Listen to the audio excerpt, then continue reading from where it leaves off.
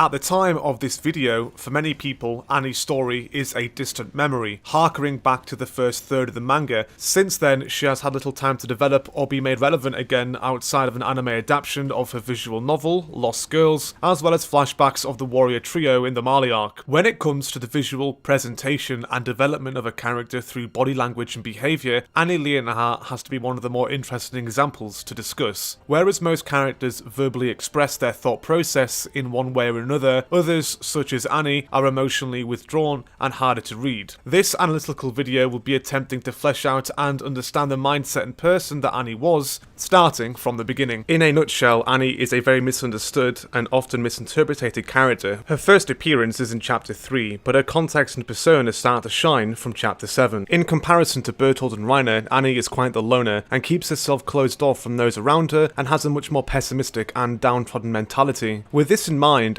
Annie's mind fluctuates a lot from being a strong, caring and emotional character to a stoic and contemplative mentality depending on her situation, showing a clear sign that her mindset isn't exactly the most secure. Her persona can be heavily linked back to her childhood and upbringing in explaining this to a degree. While Annie herself begrudgingly trained in martial arts with her father, she often showcases a lot of pride and enjoyment in showing her skills off. Despite despising her father and breaking his leg during training, most likely out of frustration, Annie has showcased pleasure and satisfaction multiple times when utilising these same skills. Eren's flattering comments about her ability give us a rare glimpse of Annie actually smiling and showing interest in Eren over her previous thoughts on him, even agreeing to train him. Her skill in combat is presented during her search for Eren in the Female Titan arc too, and the methods she uses to dispose of the Survey Corps members are a clear showcase of this skill yet again. Essentially, Annie gains satisfaction and enjoyment from demonstrating her prowess in martial arts, regardless of circumstances, rather than taking pleasure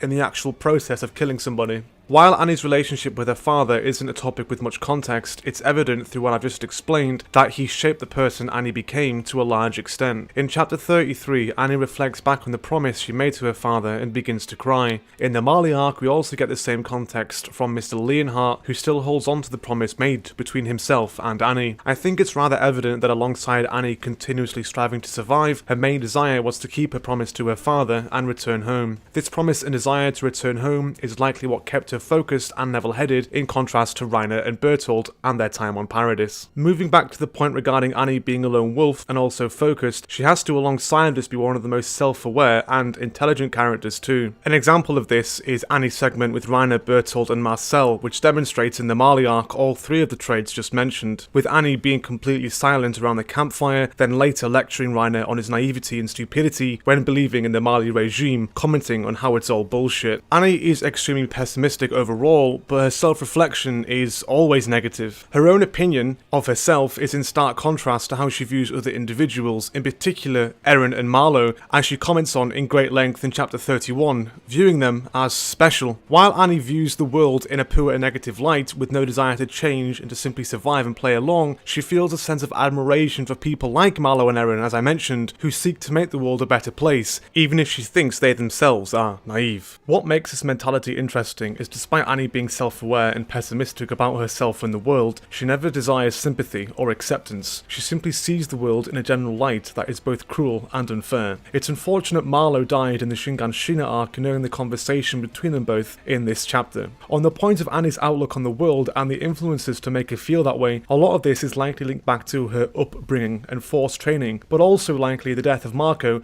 that we see in detail in chapter 77. The death of Marco was a good showcase for the warrior trio in different ways. It presented both the humanity and remorse within Annie's character for taking part in this, the reluctance and fear that Bertold showcases, and the creation of Reiner's soldier persona being unable to accept what he'd done. In contrary to popular opinion, this segment isn't the catalyst for Annie's outlook and remorseful nature. Annie is inherently a good person looking out for her comrades, as, in chapter 9, she puts herself in harm's way to save Connie's life, which takes place before Marco's untimely death. This is something Reiner berates her for later in the manga, asking if she has sympathy for their enemies. This is important when understanding Annie as a character, because it shows her compassion doesn't stem from the traumatic ordeal with Marco, but rather his death helped push her in the right way, and that, of course, on top of this, as we saw in the flashbacks in the Marley arc, she doesn't give a damn about Marley or Eldians, and that she acts based upon her own decisions and beliefs, separating her from Reiner and Bertold in such a regard. As I stated at the start of this video, Annie is often a closed book, showing her remorseful nature and thought process through her facial expressions and eyes. With that in mind,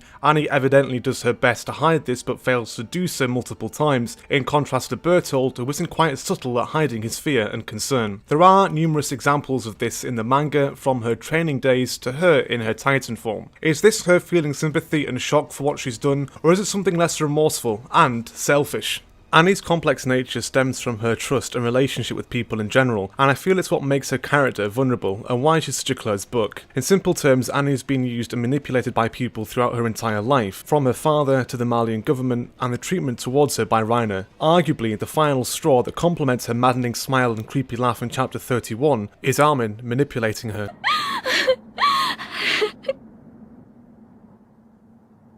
Armin, 私があんたの Simply put, Annie has been manipulated one too many times, yet her desire to return home is likely because it's the only place she feels she belongs. Out of all the characters in the manga, only her father, Eren, and Armin have showed any interest or provided any compliment to her as a person. Sorry Bertolt, you had your chance. Annie's father and Eren complimenting her martial arts skills, as well as Armin calling Annie a good person. This is likely the reason why Annie spared Armin's life, since he was kind to her, something she's rarely received. What makes this even more tragic is that Annie, as stated earlier, hates herself and doesn't expect remorse or companionship, yet unwillingly embraces it when it happens. I feel this speaks a lot about Annie and her mind frame, and that she's closed herself off from this world, distancing herself from any real relationship, but taking satisfaction and gratitude unknowingly when she's treated this way. Slightly off topic, but I'd like to point out how much I enjoyed the Kenny and Annie interaction in chapter 97. Any scene with Kenny in it is grand, but having two sarcastic people on the same page is always glorious content, if you ask me. I feel it's worth discussing, finally, the conversation between Armin and Annie in chapter 31 in a bit more detail, as I feel it could be an indication as to her future decisions and changes. Annie commenting on not looking like a good person is a clear showcase to me that her hesitance and self-doubt is likely due to her recent fighting and killing to obtain Eren, and I also have no doubt Marco's death is still on her mind. This, coupled with being manipulated and having Armin call her a good person prior,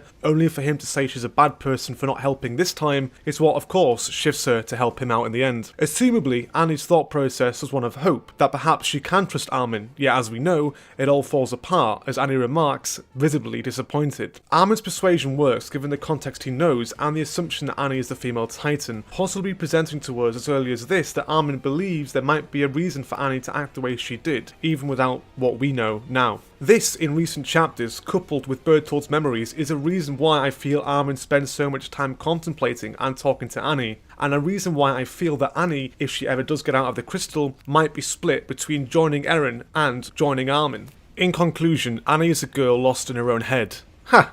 Lost girls. A young girl trying to find purpose and to get back to the only place she can call home. Annie is both emotional and very reserved, and in many regards relatable to introverts and people who find it difficult to connect or feel connected to real people. Hopefully her story isn't over yet, and I look forward to seeing what path she goes down and who she decides to side with based upon her experiences and what she learns.